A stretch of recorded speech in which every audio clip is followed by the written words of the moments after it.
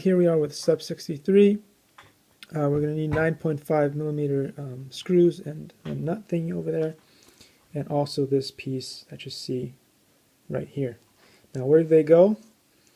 There will be two of them that will go on this big piece here, and they will go somewhere like so. It's hard to show this, but yeah, like the screw will go in there somewhere like that. And one will go on this one below, and the other one will go on this one on the opposite side.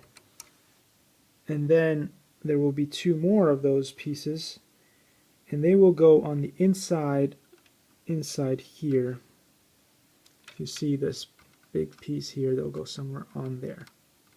Alright, anyway, I'm going to install these pieces and then show you guys how it works, and we'll see you in the next video.